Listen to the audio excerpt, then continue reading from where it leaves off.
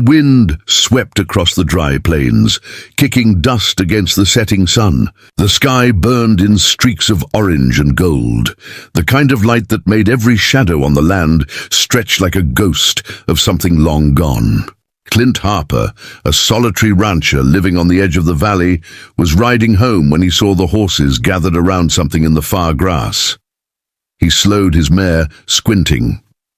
Between the tall yellow stalks lay a figure, a woman. Her bonnet was torn, one boot missing, the hem of her dress caught on a bush. At first he thought she might be dead. The land had a way of swallowing wanderers whole. Then she moved, barely, but enough for him to see her hand clutching at her leg. "Miss!" he shouted, jumping from his saddle. Her eyes fluttered open, green and wild. "Snake," she gasped.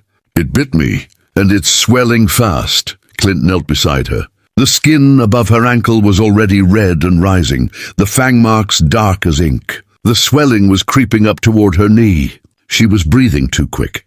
Panic had her tight in its grip. "Easy now," he said, untying his neckerchief. "Don't move it more than you have to. Name's Clint Harper. You're safe." Her voice trembled. "I was on my way to town. The horse spooked. I fell."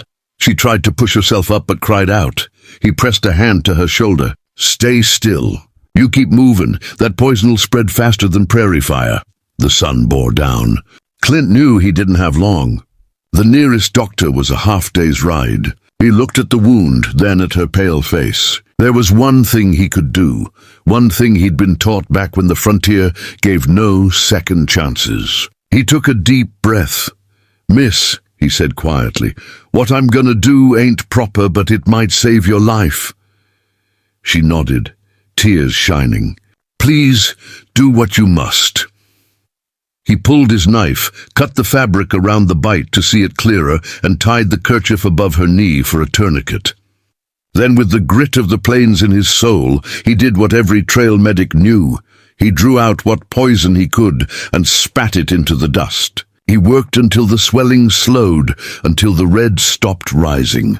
When it was done, he sat back, breathing hard. She lay still, her eyes glassy with shock and exhaustion.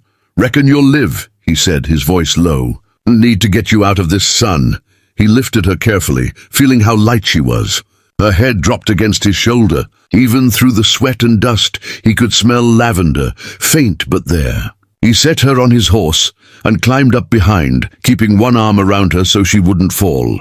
They rode toward his ranch, the sound of hooves steady as a heartbeat. The sky cooled into violet. By the time they reached the gate, the stars were beginning to pierce the dusk.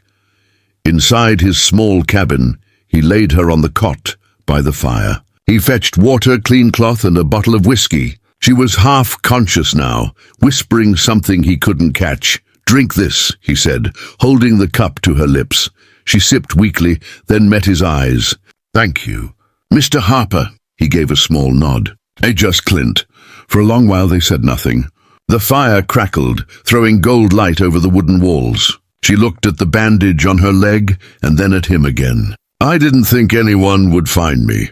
Most folks wouldn't have come this way," he said. "Lucky for you, my mare don't like the main trail." She smiled faintly, then drifted into sleep. Clint sat beside her, staring at the flames. He told himself he'd done only what was right, what any man would, but something in his chest felt strange. Maybe it was the quiet gratitude on her face, or the way the night wind outside seemed suddenly softer. Out here, people were easy to lose and harder to forget. And as he watched her breathe in the firelight, he knew the desert had just handed him a reason to stay awake till dawn.